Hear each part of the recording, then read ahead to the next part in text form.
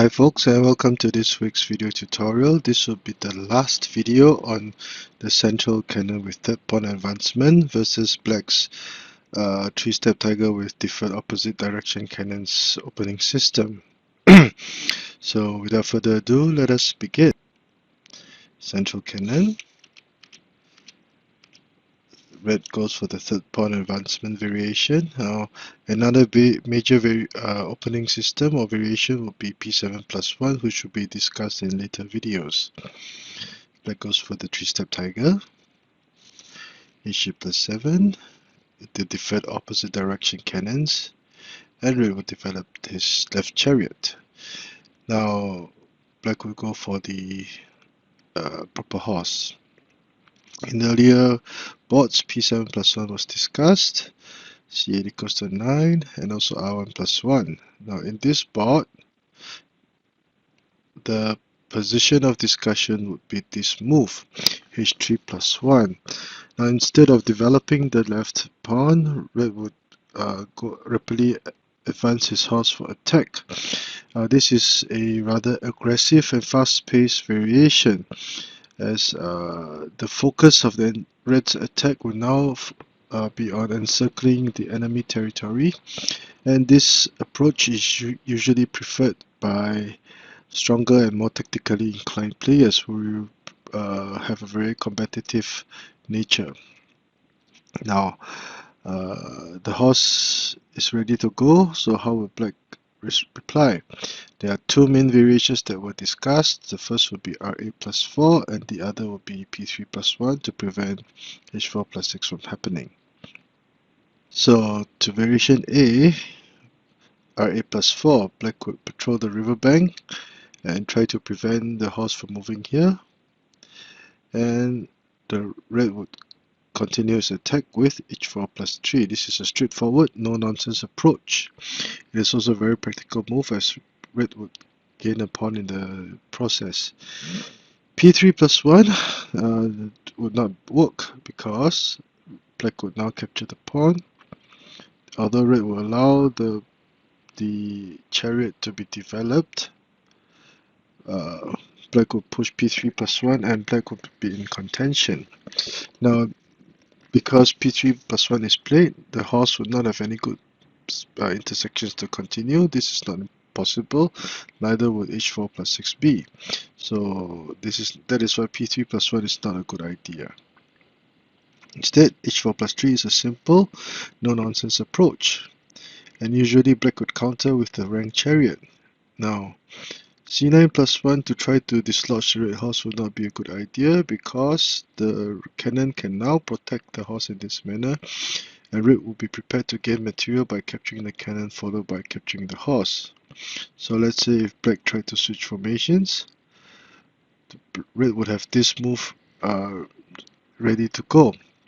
By forcing a trade of cannons, red would have an advantage, because if say black captured, this chariot will now be targeting both horses, and as can be seen, black's entire the rear front of black's territory will be in trouble. So red would have the advantage, and that is why R9-1 to try to dislodge the horse would not be a good idea.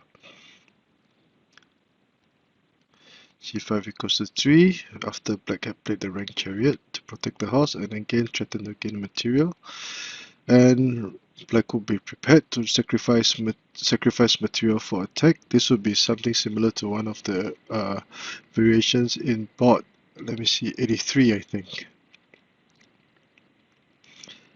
And red would usually advance the cannon to try to offer a trade of material. This would be a steadfast approach.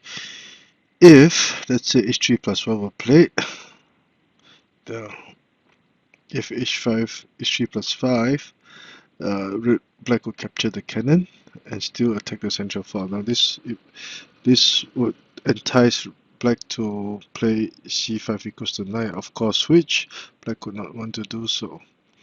Red will gain material, but black will now start his attack with H3+5 to attack the cannon, forcing it to retreat, and black will sacrifice material to mount an attack. Now this is seen to be in favor of black, because if, let's say, the cannon moved, this would be a fork, and red would be present. Black would be ready to capture the central, to storm the central file.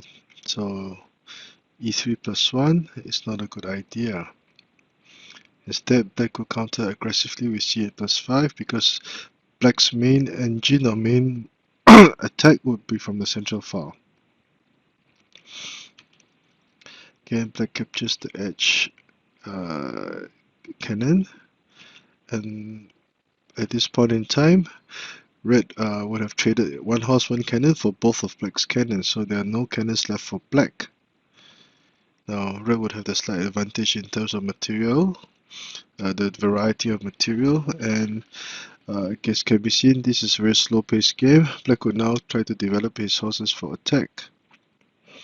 So this would be variation A, Ra+4. In variation B, P3+1. Now this move is a improvisation or improvement over Ra+4, because black could now adopt a wait-and-see approach and prevent the horse from moving. So depending on how red would attack, black could counter more accurately. And usually red would play Ra+4 to push the cannon across the river to the pawn rank. This is a powerful tactical combination and would help red to increase his initiative. Now, h4+3 would not be a good idea, because black would now play Ra+6. Now, the main reason for this move is to prevent or to guard against c5=3, and red's attack would be temporarily halted. This horse will be alone in enemy territory and will be a target of attack for black. Black will play r1=2, r1+1, and black advances the chariot to the cross riverbank rank to attack the pawn. Now, both colors will now fight for the initiative to the best of their abilities. Now, another option would be to play Ra+4 for a more steadfast approach, but that variation was not discussed in the book. Instead, Ra+5 was discussed. Black will usually play r1=4 to protect the horse. This is a very subtle move, as it would often culminate in discovered attacks. So if r1=3 were played to try to protect the pawn, black would play p7+1. Now, this is a very good move by black, because not only would the cannon not be able to play c8=3 now, black would threaten to push a pawn across the river. If the pawn captured, red would lose the horse, so it would be very hard for red to control the situation. So that is why r1=4 is advised, and black would capture the pawn as planned. But in retrospect, this move would be considered to be impatient. Instead, since black had moved the chariot away, it was advised that black could play c9+4. But in the book that was not discussed either, so red would continue with r8=3, and since the cannon had not moved, this cannon will now attack the elephant, threatening to deliver a check, followed by capturing the chariot. So at the same time, by capturing the pawn, red will now offer another trade of chariot, so both of the colors will be going at it very early in the game. Now, the cannon is protected by the horse, and this is why r1=4 was played earlier to allow this to happen. So, deliver a check, and red will choose to capture this chariot instead of this chariot. So, red will try to gain some compensation with r2=3. Black will retreat his cannon to protect the horse and trap the chariot. But the black edge cannon will now attack the pawn, capture the pawn, and be prepared to play c9=3. But red will now be prepared to storm this flank with this series of moves, so red would have the advantage. So this is variation B, P3 plus 1.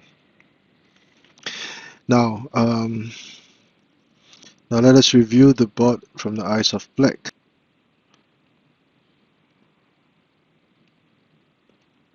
Central cannon, 3-step tiger, deferred opposite direction cannons, and this will be the position of discussion. Red would move his horse to the riverbank very early on for attack. Variation A, R8 plus 4, and variation B, P3 plus 1. Variation A, the horse will now start its attack as planned. Black will play R1 equals to 1, R1 plus 1 for ring Chariot, and red will now attack as planned, threatening to gain material. But black was prepared to sacrifice material for attack, and red will now play C8 plus 5 to try to take out red's attack from the center. Black goes for H7 plus 5 after trading Chariot, after trading cannons. Red would have a slight initiative. Variation B, P3 plus 1, which is more subtler. This is a more subtler move. Red will usually attack with the pawn rank cannon.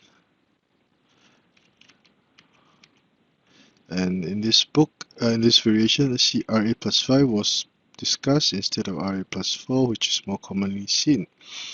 So red would counter with R1 plus 4, R1 equals to 4 to prepare for trade-off material, which is done with C8 equals to 3. So after trading material, red will protect his horse. This flank would be rather empty, and red would be prepared to storm the flank. Now this is a red would have the slight advantage. So this is quite an interesting variation. I've never played it personally before as either color, but H3 plus 4 is indeed quite interesting, and perhaps if I have the time, maybe I will try to find more about this variation. So hope you like this board and this series on the third pawn advancement against the deferred opposite direction cannons. Now I'll be going over another opening system later on and for next week, and if I have the time, I will go through the P7 plus 1 variation instead of P3 plus 1 variation, which is another beast altogether. So if you like the work that I've been doing, please do subscribe to my channel and give me a thumbs up. Thank you.